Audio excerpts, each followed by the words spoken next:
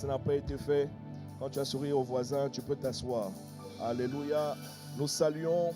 Oh, quelqu'un s'est assis un peu trop vite, je trouve. Hein? Mais bon, ok. Nous voulons saluer nos bien-aimés. Vous pouvez vous asseoir. Si vous avez souri, asseyez-vous. Si vous n'avez pas souri, que vous êtes assis, Dieu vous voit. On est ensemble, nous on va continuer. Alléluia. Gloire à Dieu.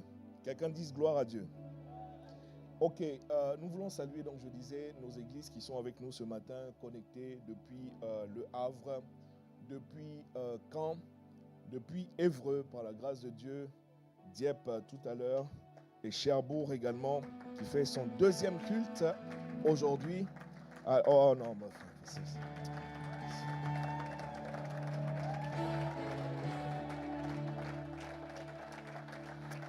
Alléluia. Alléluia. Gloire à Dieu. Alors tu sais, il y a des choses qui sont, il y a des choses qui ne mentent pas. On dit que c'est de l'abondance du cœur que la bouche parle. En réalité, j'ai compris en observant, en examinant à ma propre vie que, en fait, c'est de l'abondance du cœur que tous les mouvements se font. Quand tu n'as pas acclamé, ça veut dire que tu n'avais pas ça dans le cœur. C'est aussi simple que ça. Ça veut dire que toi, la joie ne t'a pas transporté de voir que Dieu est en train de se répandre dans la Normandie. Mais ce n'est pas grave, c'est ok, ça va venir.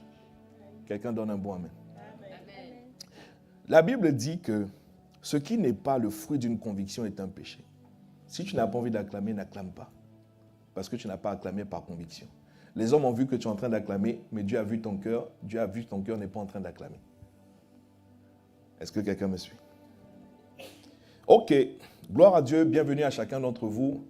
Bienvenue à Impact Centre Chrétien, l'église locale de Rouen, en Normandie. Le son est un peu bizarre, s'il vous plaît. Si vous pouvez nous aider, ou alors je prends l'autre micro. Peut-être qu'on va gagner du temps.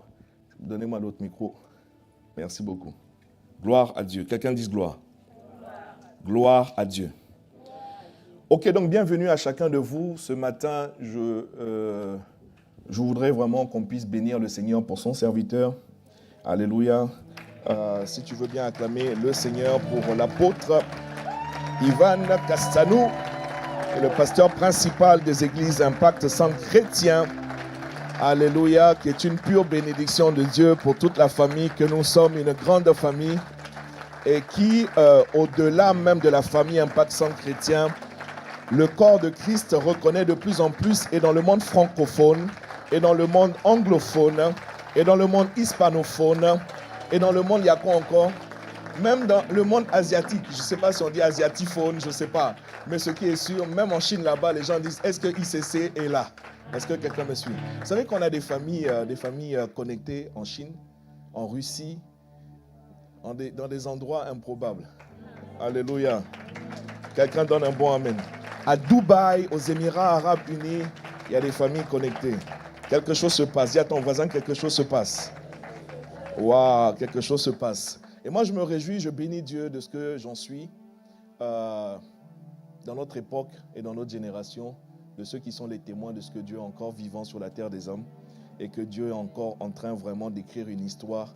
Ma prière, c'est que cette histoire s'écrive au travers de toi, avec ta vie, au nom de Jésus. Quelqu'un me donne un bon amen et tu peux t'asseoir. Amen. Ok, donc les amis, on fait comment? Je garde ça. Je garde ça, c'est mieux. Je garde ça, c'est mieux. Je garde ça, c'est mieux. Alléluia. Alors ce matin, je voudrais entamer vraiment un exercice.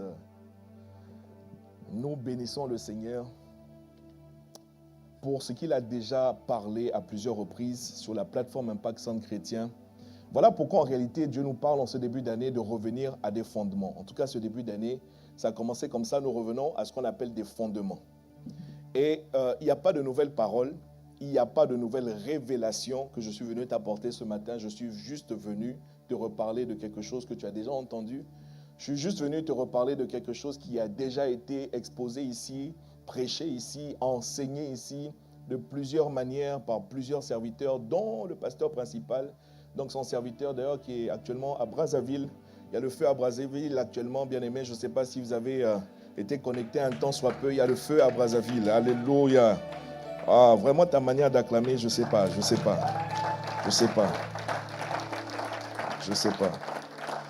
Je sais que quelqu'un aurait voulu dire, mais Seigneur, je veux le feu chez moi à la maison. Mais mets le feu chez toi à la maison.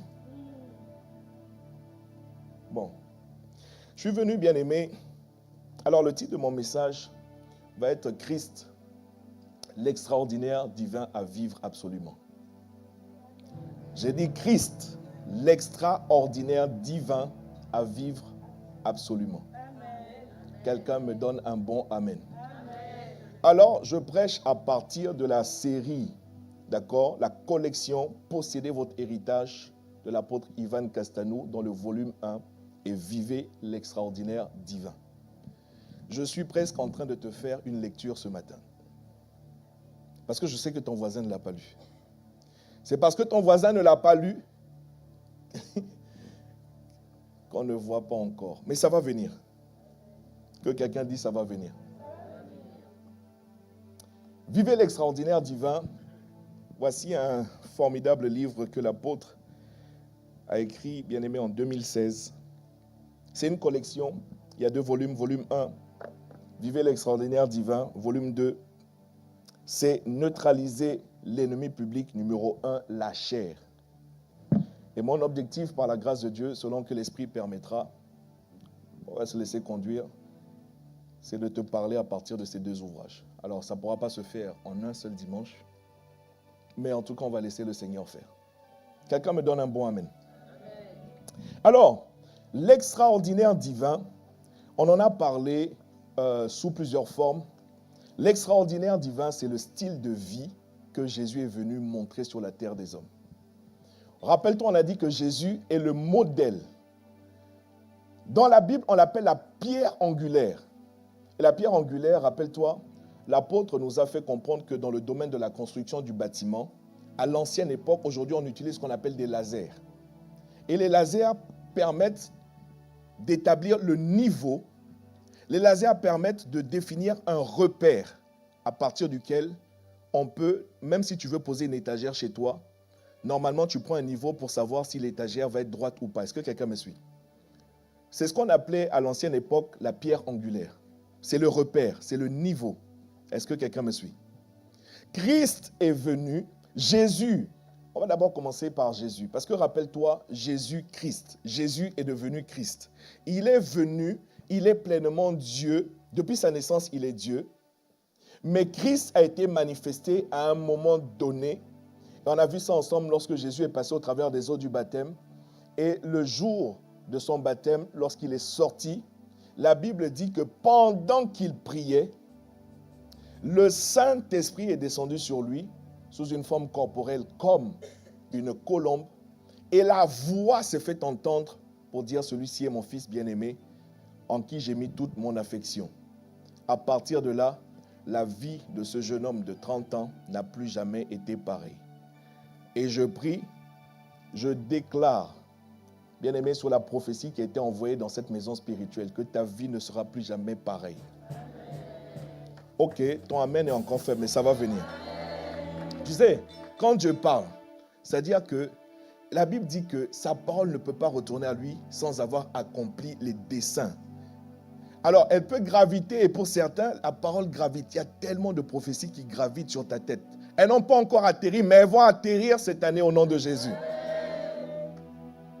Parce que quand Dieu parle, il dit l'Éternel a pris une résolution. Qui s'y opposera?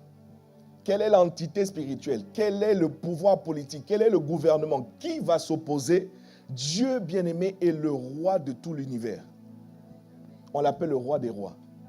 Quand un roi parle, il n'y a personne qui peut s'opposer à la parole. C'est pour ça que la parole d'un roi devient loi dans le pays. Est-ce que quelqu'un me suit?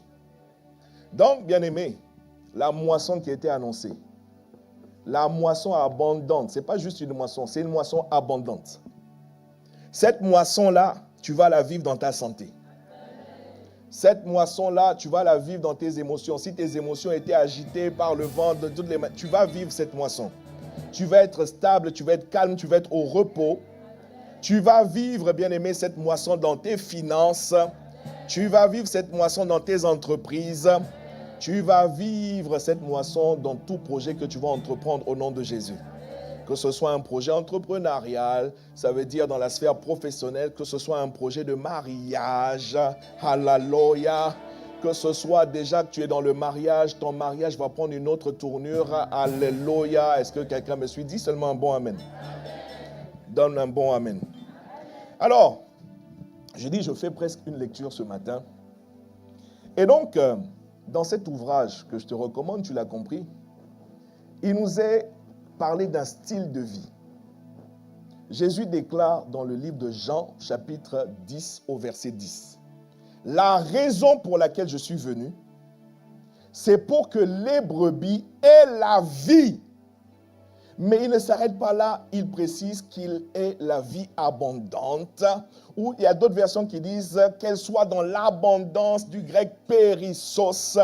Périssos veut dire, oui, abondante. Périssos veut dire beaucoup. Périssos, ça veut dire plein. Jésus est en train de dire, non, laisse-le. Bon, je ne sais pas si vous pouvez couper l'histoire du voleur. Le voleur ne nous intéresse pas. Cette année, non, le voleur ne nous intéresse pas. Mettez juste la séquence où il dit, je suis venu. Si c'est possible, hein, sinon, ce n'est pas grave, laissez. Jean 10, 10. Allons seulement. Je suis venu pour que les brebis aient la vie et soient dans l'abondance. Périssos. Soit dans la plénitude. Et beaucoup la vie. Or, la vie, bien aimé, ça part de la respiration. Voilà pourquoi je parle de la santé.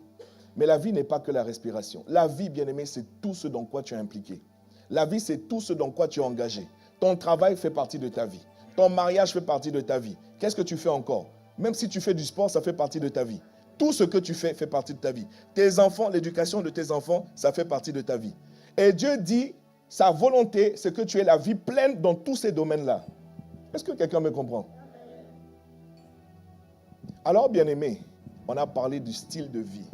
Pendant le séminaire de rentrée, on a donné vraiment quelques éléments. Et on a dit, en fait, le mot ici, abondance, c'est-à-dire que, écoute, il y a du fait que tu as cru en Jésus. Il y a du fait que tu es enfant de Dieu, tu as cru à la parole, et cette parole t'a donné le pouvoir de devenir enfant de Dieu. L'enfant de Dieu, bien-aimé, a des droits. L'enfant de Dieu a des privilèges. L'enfant de Dieu, bien-aimé, il a des choses auxquelles il doit accéder, qu'on appelle l'héritage. Cet héritage-là, bien-aimé, c'est la vie. Est-ce que tu imagines, regarde un peu avec moi, une vie, bien-aimée, où tout est possible. Une vie où il n'y a pas de limitation. Une vie, bien-aimée, où il n'y a rien qui s'oppose à toi. Une vie, bien-aimée, où tous tes adversaires tombent sous ton pouvoir. Quand ils sont venus chercher Jésus dans le jardin de Gethsémani pour l'arrêter, Judas est venu avec une cohorte de soldats envoyés par les souverains sacrificateurs. Ils ont posé la question, qui est? En fait, ils demandaient, c'est qui? Qui devons nous prendre? Jésus a répondu, je suis. La Bible dit qu'ils sont tous tombés. Quelqu'un me suit? Ce que la plupart d'entre nous, nous ne savons pas, c'est qu'une cohorte de l'armée romaine, c'était 600 hommes. Est-ce que quelqu'un me comprend? Je suis 600 hommes et tous les autres qui n'étaient pas des soldats sont tous tombés. C'est une vie, bien-aimée. Personne ne peut s'opposer à toi. C'est une vie. Qui sont tes adversaires? Pense un peu à tes adversaires. Pense un peu à eux. Ils tomberont tous sous ton pouvoir. Est-ce que quelqu'un me suit? Est-ce que quelqu'un me suit? Je n'ai pas l'impression de parler à des enfants de Dieu. J'ai l'impression de parler à des gens remplis d'incrédulité, dubitatifs, parce que tu as déjà été giflé par la vie. Parce que la vie t'a déjà montré des couleurs. Tu en es arrivé au stade où, quand tu viens à l'église même, ok, bon, déjà c'est bien, acclame le Seigneur parce que tu es là. Parce que tu vois, bon, lui il viendra au deuxième culte. C'est bon, il viendra au deuxième culte. Toi, tu es là, bénis le Seigneur ton âme. Mais bien aimé, cette année, on voudrait En tout cas, ce n'est pas on, parce que quand le Seigneur parle, la parole que le Seigneur envoie traduit toujours la volonté de Dieu pour la saison. Et dans cette saison, bien-aimé, Dieu vient remettre le fondement de Christ qui n'est autre chose que sa seule volonté. On a dit que le plan de Dieu est résumé en un seul mot, c'est Christ. Christ, c'est une dimension. La dimension du toucher, la dimension de gloire, la dimension de puissance, bien-aimé. Christ, c'est l'extraordinaire divin que Dieu a réservé pour toi. Demande un peu au voisin, mais est-ce que tu continues, est-ce que tu y crois au moins? À Caen là-bas, est-ce que vous y croyez? Au Havre, est-ce que vous y croyez? Bien-aimé, vous qui êtes à Évreux, est-ce que vous y croyez? Cherbourg, Dieppe, est-ce que vous croyez à cela? Parce que si on ne croit pas, mais moi ça ne m'intéresse pas si on ne croit pas. Vous savez quoi? Pasteur Marie, est-ce que je peux dire ça?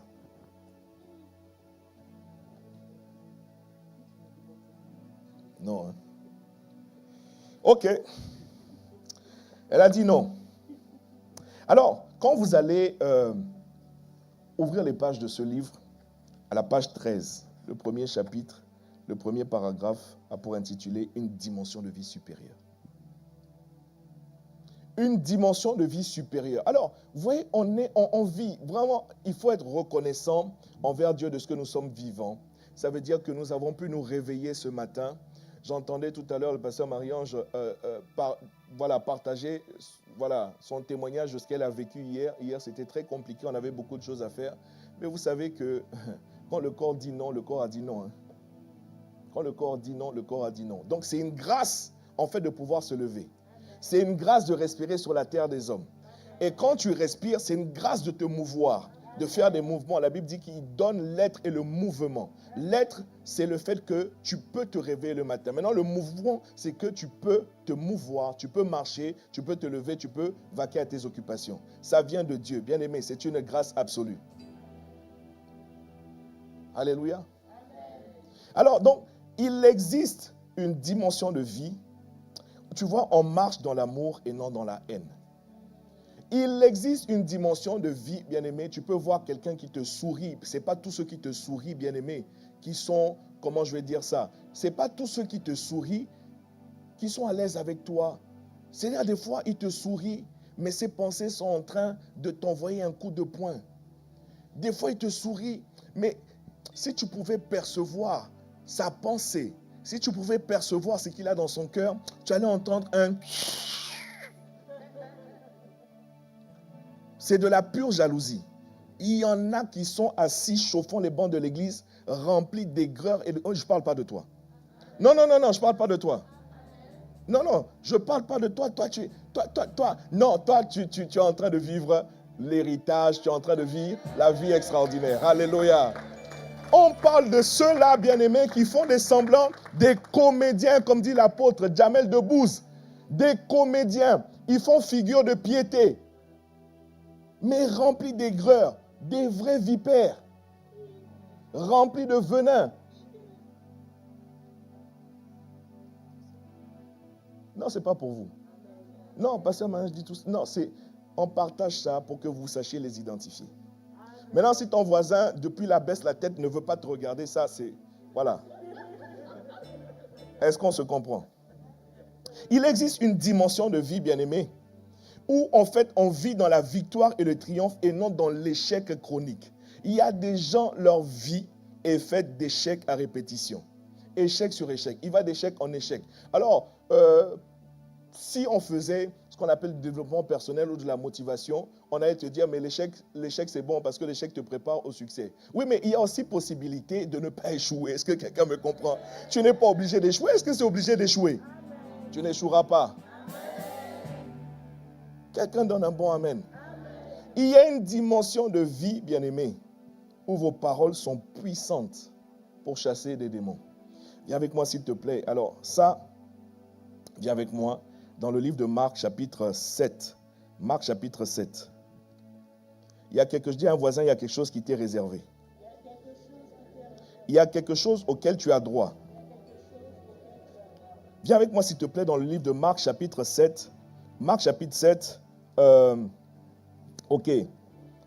verset 26. Donne-moi verset 26, je veux voir si... Dis, je suis un enfant de Dieu. Monte un peu plus, donne 24 par là. Ok, c'est bon. Marc chapitre 7, verset 24, examinons ensemble la chose suivante.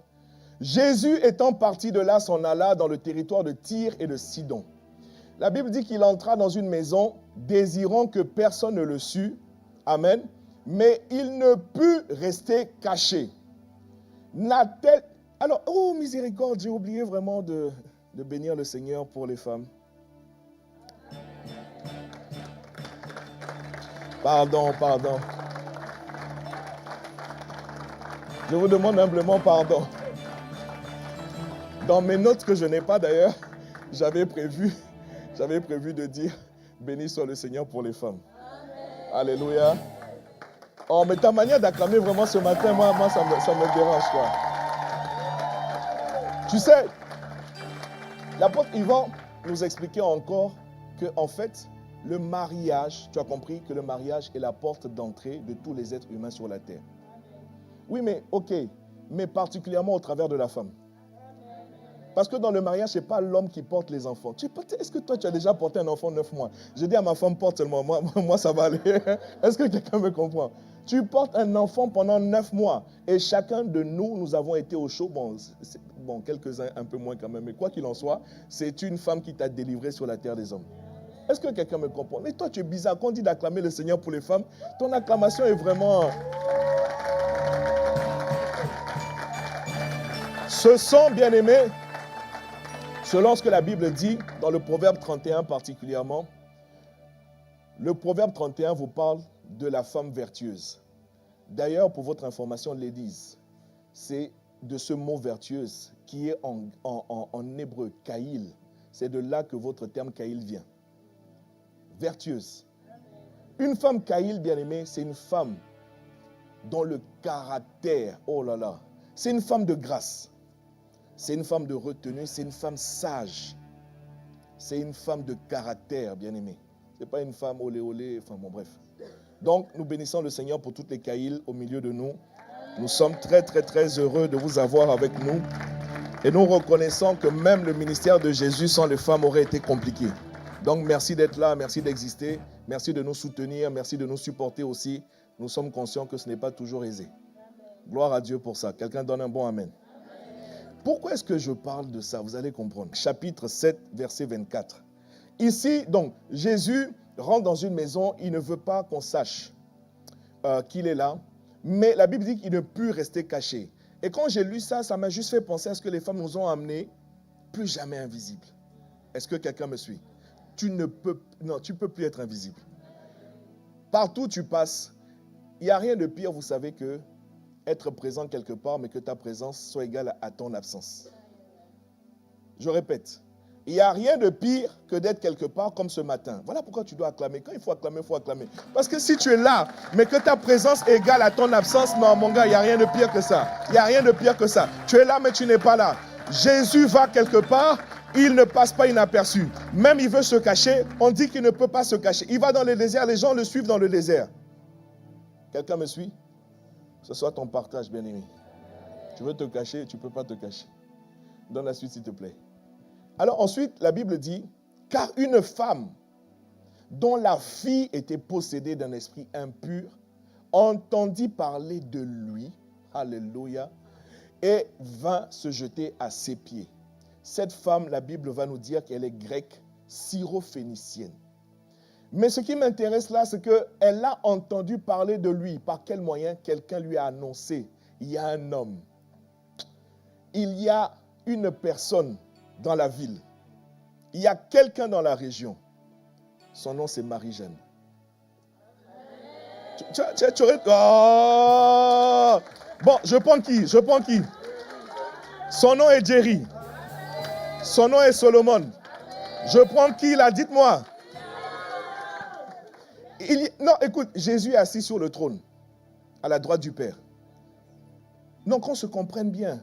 Ce dont nous sommes en train de parler, il a dit, je m'en vais. Et quand je vais vous envoyer celui qui a fait de moi le Christ, afin que vous deveniez ce que la parole a annoncé. La Bible dit, ceux qu'il a connus d'avance, il les a aussi prédestinés à être semblables à l'image de son Fils, afin que son Fils fût le premier. S'il y a un premier, Dieu est un Dieu d'abondance, il y a plusieurs enfants. Qui sont les enfants? Je suis dedans. Est-ce que quelqu'un me comprend? Cette femme a entendu parler d'un homme qui s'appelait Jésus. Comme toi, il y a quelqu'un dans ta localité qui doit entendre parler d'un homme ou d'une femme qui s'appelle? Qui s'appelle? Qui s'appelle? Qui s'appelle?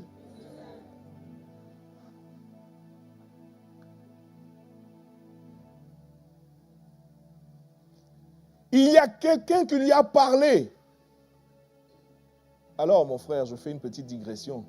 Quelle est la dernière fois que tu as parlé à des gens pourtant qui ont des besoins, à des gens pourtant qui sont désespérés comme cette femme? Sa fille bien-aimée est tourmentée par un esprit impur. Il y en a plein dans ton quartier. Il y en a plein dans ton entourage. Quelle est la dernière fois que tu leur as parlé de cet homme qui s'appelle Jésus? Pas leur dire venez à l'église. Pas leur dire venez à l'église. Alors, est-ce que tu as chanté tout à l'heure que ta présence en moi devienne une dimension? Formidable.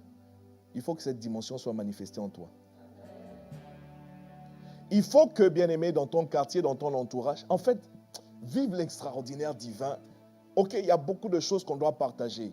Il y a le premier niveau, le niveau basique, et c'est là que ton voisin veut coûte que coûte rester. C'est le niveau où Dieu te fait du bien à toi et à toi seul. Mais non, Christ, c'est la race de ce qu'on appelle des esprits vivifiants. Ce sont des esprits qui transportent la vie et qui communiquent la vie. Christ n'est pas un Adam. Adam est une âme vivante. Ça veut dire que c'est son âme à lui qui doit avoir la vie. Christ est un esprit vivifiant. Tu ne peux pas prétendre, bien-aimé, longtemps, en tout cas, peut-être devant les hommes, devant les pasteurs que nous sommes, mais devant Dieu, tu ne peux pas prétendre être un Christ et continuer à être self-centered, c'est-à-dire centré sur toi-même. C'est impossible. Le gars est venu donner sa vie pour tous les autres. Alléluia. Ok, donc, on lui a parlé de Jésus et cette femme se présente devant Jésus. Marc 7, 25. Et quand elle se présente devant Jésus, je voulais juste te montrer quelque chose, après on va continuer. Qu'est-ce que vous avez fait du verset? Bon, bref. Alléluia. Alléluia. Alléluia. Ok. Alors, la Bible dit que, car une femme dont la fille était possédée d'un esprit impur entendit parler de lui et vint se jeter à ses pieds. Cette femme était grecque, syro-phénicienne d'origine. Elle le pria de chasser le démon hors de sa fille. Et Jésus va lui dire au verset 27, « Laisse d'abord les enfants se rassasier. » De quel enfant est-il en train de parler, bien-aimé? Laisse d'abord les enfants parce que c'est pour eux, c'est d'abord pour les enfants. Quel est le parent qui est bien constitué, qui va voir ses propres enfants à la maison? Les enfants de la maison ont faim. Mais ce parent préfère aller nourrir des enfants dehors. Quelle est cette constitution de parent? Est-ce que quelqu'un me comprend? Jésus dit, en fait, madame, j'ai entendu ta prière, mais laisse d'abord les enfants se rassasier, car il n'est pas bien de prendre le pain des enfants et de le jeter aux petits chiens. Aïe! Je ne sais pas pour toi, moi quand j'entends ça, je bénis le Seigneur de ce que je suis appelé enfant de Dieu.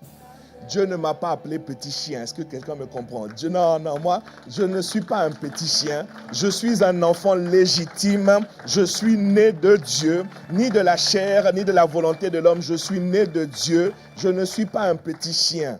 Regardez comment Jésus fait une catégorisation, bien-aimé. Il dit, ça là, c'est pour les enfants. Donc je suis en train de t'expliquer qu'il y a des choses qui te sont légitimement réservées. Ce n'est pas pour les autres. Ou du moins, par ordre de priorité, ce n'est pas d'abord pour les autres, c'est d'abord pour toi. Est-ce qu'on se comprend? C'est d'abord pour toi. Il dit, laisse d'abord les enfants se rassasier. Car il n'est pas bien de prendre le pain des enfants et de le jeter, au petit chien. Maintenant, regarde au verset 28. Formidable. Oui, Seigneur, lui répondit-elle. Mais les petits chiens sous la table mangent les miettes des enfants.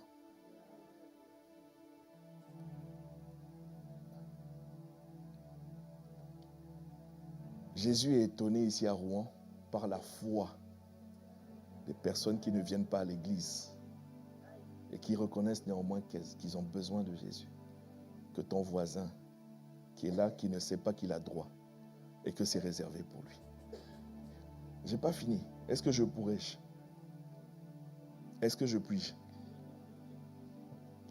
Oui, Seigneur, lui répondit-elle, mais les petits chiens sous la table mangent les miettes des enfants. Dis à ton voisin, il y a plus que des miettes qui te sont réservées. Les miettes de la vie. Tu sais que extraordinaire, écoute-moi, extraordinaire, ça veut dire au-delà de l'ordinaire. L'ordinaire, c'est ce qu'on pourrait ici qualifier des miettes de la vie. Le problème, c'est que beaucoup d'entre nous, nous rassasions des miettes de la vie, de l'ordinaire, du banal. Alors qu'il est venu nous appeler à une vie extraordinaire. C'est ce qu'on appelle périssos, l'abondance. Est-ce que je pourrais continuer? Alors, regarde verset 29. Alors, il lui dit, à cause de cette parole. Dans d'autres versions, il est écrit, femme, ta foi est grande. Mais j'aime bien la version de Marc où il dit, à cause de cette parole, va, le démon est sorti de ta fille. Oh, aïe, aïe, aïe, aïe. À cause de cette parole, va, le démon est sorti de ta fille. Mais Jésus a parlé calmement. Jésus a parlé simplement. Jésus n'a pas froncé les sourcils. Jésus n'a pas commencé à prendre une position de kata, karaté. Est-ce que quelqu'un me comprend? Jésus n'a pas fait tous ces trucs. Il a simplement parlé. Bien-aimé, tu vas arriver à une dimension, tu vas simplement parler. Tu vas juste parler. Il n'y a pas besoin d'agitation. Tu vas juste parler. Et quand il a parlé, regarde, quand il a parlé, la Bible dit, et quand elle rentra dans sa maison, elle trouva l'enfant couché sur le lit, le démon étant sorti.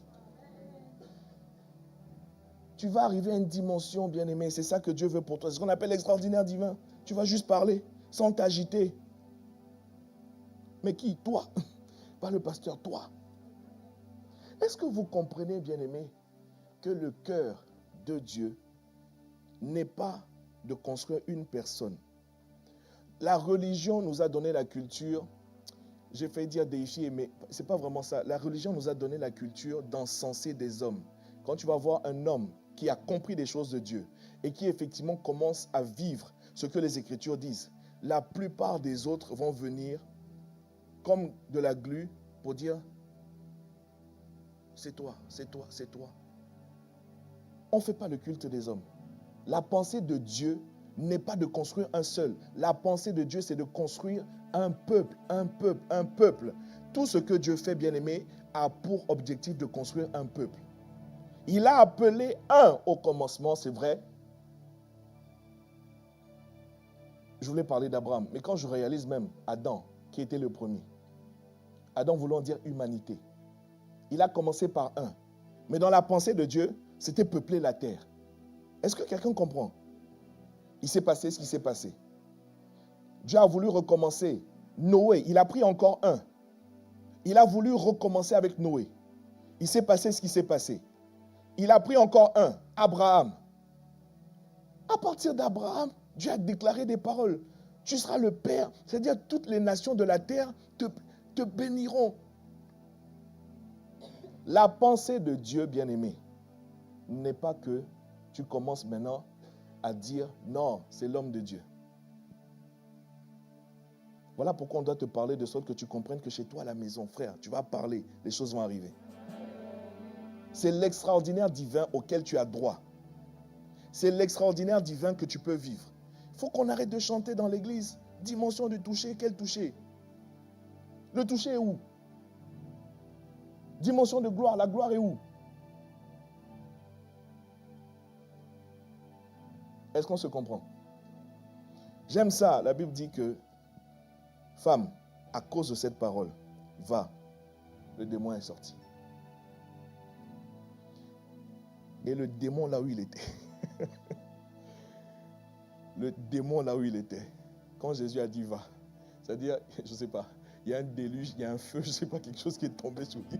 Il dit, ouf, sortons de là, quittons là seulement. Le démon est parti. Le démon a libéré le lieu. Est-ce que tu imagines, bien aimé, je ne sais pas, cette parole était un missile balistique, c'est-à-dire que Jésus parle là, il y a un missile qui sort de sa bouche et va atterrir de l'autre côté là-bas. Le démon dit, non, ça c'est trop fort, laisse, je vais seulement partir d'ici. Que ce soit ton partage, bien-aimé. Quand tu parles, bien-aimé, les choses arrivent. Ta parole, bien-aimé, revêt l'autorité. Tu sais que il y a une différence. Ceux qui comprennent ces choses-là ne crient pas en réalité. Il y a un moment où il faut crier, et puis il y a un moment où tu peux parler. Ceux qui comprennent ces choses-là, ce n'est pas une question de... Tu penses que c'est le débit vocal. Au nom de Jésus, augmentez le son. La sono, augmentez le son. Au nom de Jésus. Non, frère, ça n'a rien à voir. L'autorité peut te faire parler calmement. Mais quand tu as dit, la chose arrive.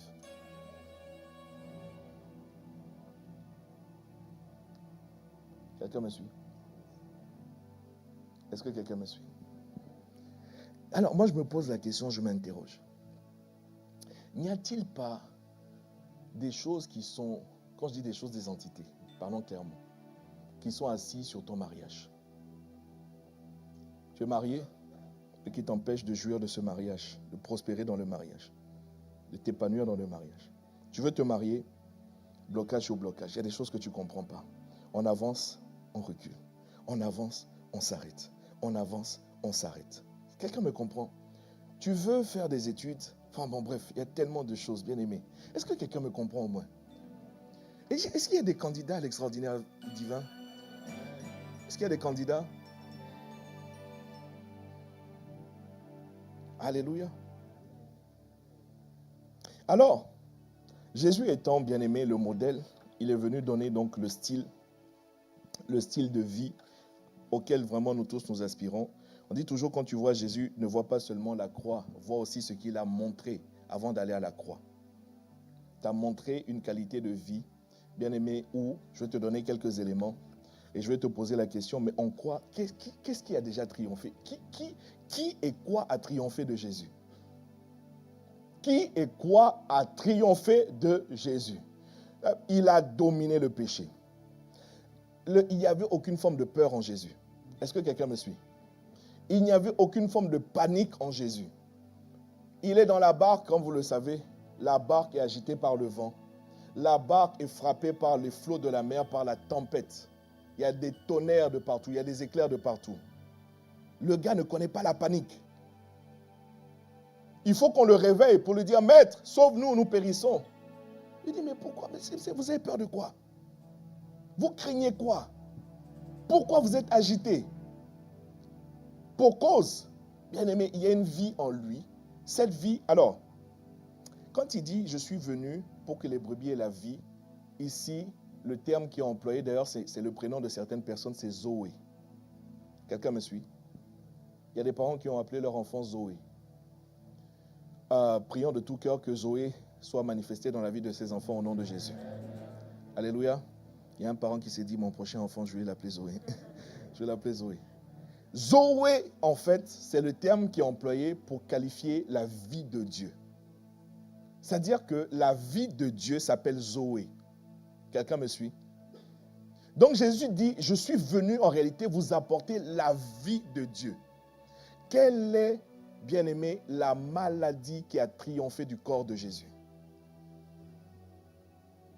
Il est écrit où que cet homme n'a pas pu aller ce jour-là sauver telle ou telle personne parce qu'il avait la grippe. Il avait la diarrhée. Il avait le corps. Vous ne connaissez pas? Il n'y a que dans certains endroits. Il n'y a que dans certains endroits de la terre qu'on peut connaître ce genre de choses-là. Alléluia. Est-ce que quelqu'un me suit? Dites-moi, bien-aimé, où est-ce que c'est écrit que cet homme était souffrant? Alors je sais que quelqu'un va dire, oui mais pasteur, oui, mais toi tu ne sais pas ce que je suis en train de vivre, mon gars. Je sais. Alors j'imagine, je préfère dire j'imagine. Je ne peux pas avoir la prétention de dire je sais ou j'expérimente ce que tu es en train de vivre. Je ne suis pas en train de dire, bien-aimé, que tu n'es pas en train d'expérimenter une réalité. Oui, mais il faut toujours, bien-aimé, que nous soyons conscients de ce qu'il y a la réalité, mais il y a aussi une vérité à laquelle nous avons cru un jour. Mais pourquoi est-ce que cette vérité à laquelle nous avons cru un jour nous a échappé, au travers de la vie, des défis, des challenges, des difficultés, et nous oublions qu'il demeure une vérité. Cette vérité, bien-aimée, c'est qu'il a vaincu la mort.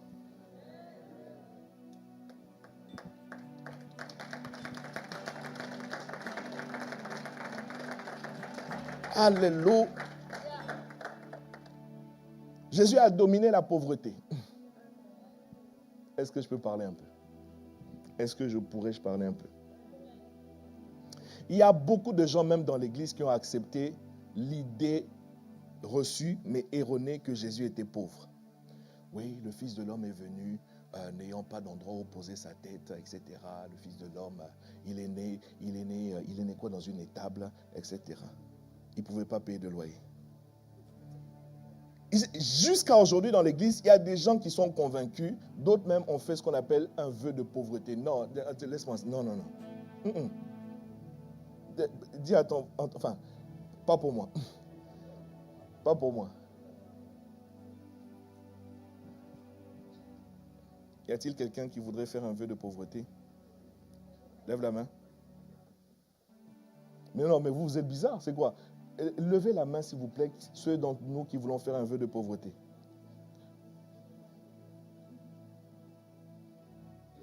Non, mais...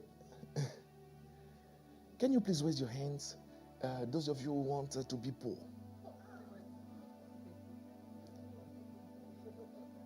Qui a fait l'allemand? On dit quoi en allemand? Ich spreche Deutsch. Italien dit quoi?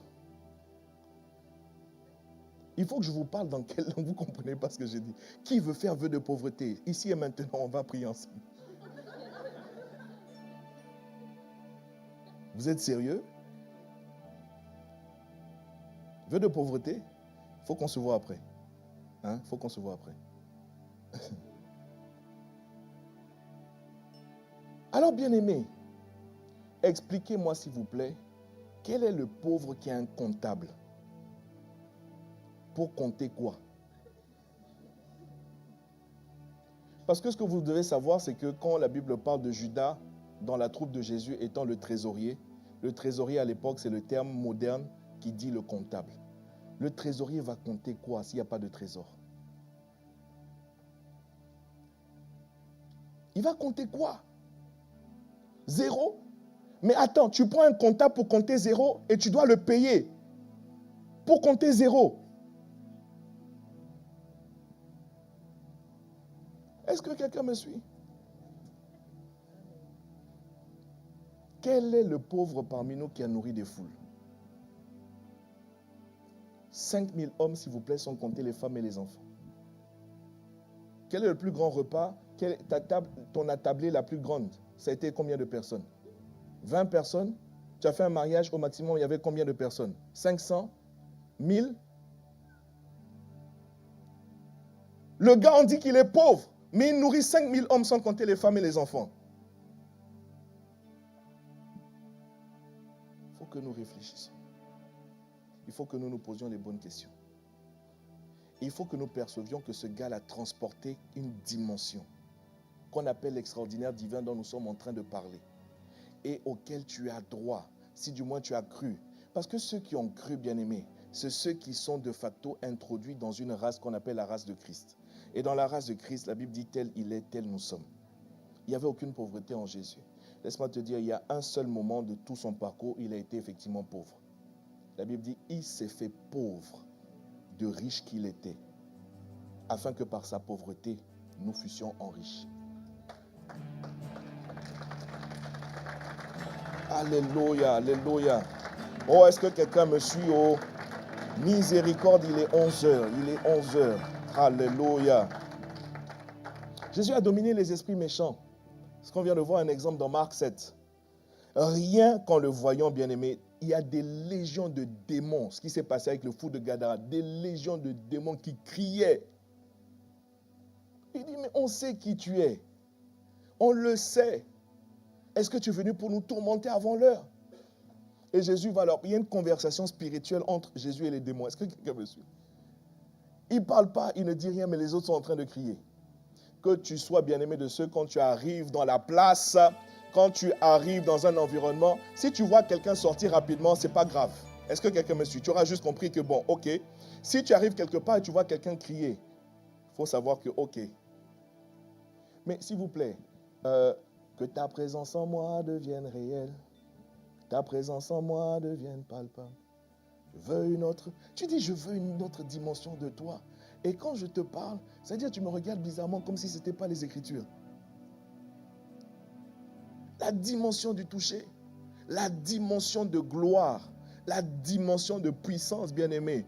There is power in the name of Jesus. Il y a de la puissance dans le nom de Jésus. Il y a de l'autorité dans le nom de Jésus. Si notre chrétienté, bien-aimé, se résume à venir quémander des miettes, comme ceux qui ont droit à des miettes, alors qu'en réalité, nous, on a droit au repas complet. On a un problème.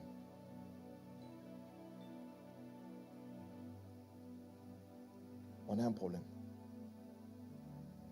Mais vous savez ce qui est formidable, ce qui est extraordinaire? On parle d'extraordinaire, mais là, ce qui est extraordinaire, c'est qu'en fait, c'est la base. Ne sommes-nous pas en train de parler de fondement? Ne sommes-nous pas en train de parler, bien-aimé, de fondation? Pour Dieu, c'est la base. Bon. La manière dont il me regarde, je vais atterrir. Je vais atterrir. Je suis à la page 17. Je suis à la page 17. Je te fais une lecture.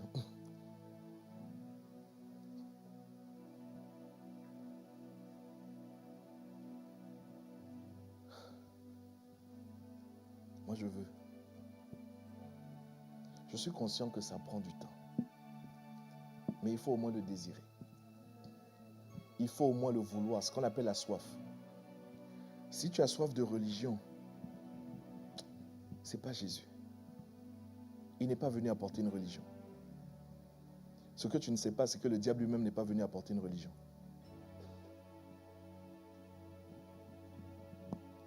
Si tu as soif de mariage, c'est ok. Mais il faut d'abord que la fondation soit en place. Même soif, bien-aimé, de ne pas être pauvre. Je n'ai même pas envie de dire soif d'être riche. Si tu as soif d'être riche, toi, tu es bizarre. Non, je te le dis. Si tu as soif d'être riche, tu es bizarre. Alors, soif de ne pas être pauvre, tu es bien. Je ne sais pas si vous comprenez. On ne court pas après l'argent. La dimension dont on parle, bien-aimé, c'est l'argent qui vient à toi.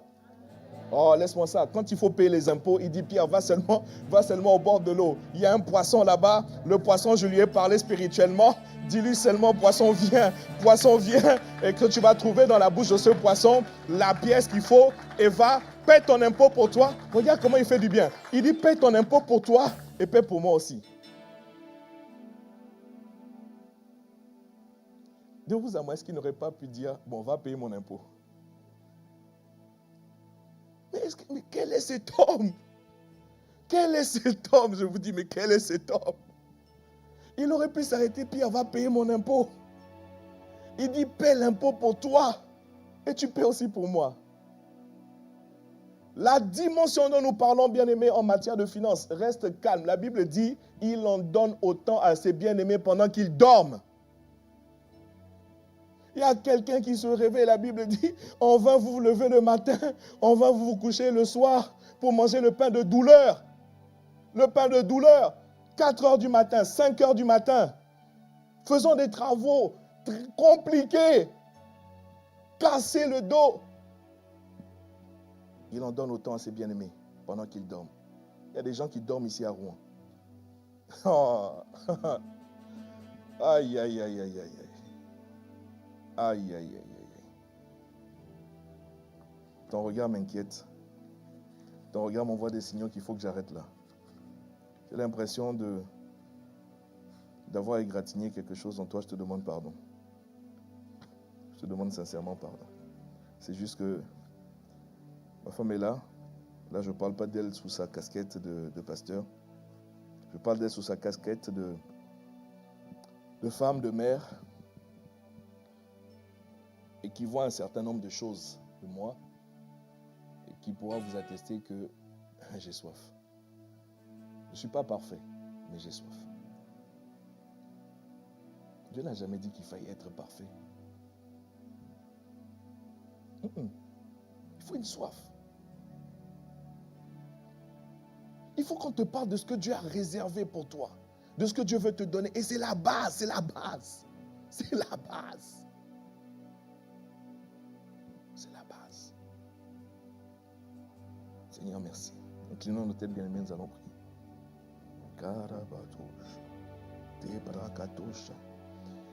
Alors, bien-aimé, cette dimension-là commence, c'est vrai, par te faire du bien à toi. Tu sais pourquoi Dieu va te faire du bien? Dieu va te faire du bien parce que dans sa pensée, il est conscient que si tu es malade, en fait, ton corps ne te permettra pas d'aller faire du bien aux autres. Voilà pourquoi il va te faire du bien. Dieu est conscient, bien-aimé, que dans ta situation financière qui est délicate, même si tu as envie de faire du bien à la famille, à ton entourage, d'être engagé dans des actions humanitaires, que sais-je, de faire du bien à des gens autour de toi, Dieu va te faire du bien à toi, bien-aimé, parce qu'il faut d'abord qu'il te libère. Alors, bien-aimé, nous allons élever la voix vers le trône de grâce et soupirer pour dire, Seigneur, Shalakatos, Kuparakatos, Pareketos, Parakata, Ibeleko, Rokoparakata, Ibarakata, Malakatos, Keparakotos, Ilekotos, Malaya, Ibrakatos.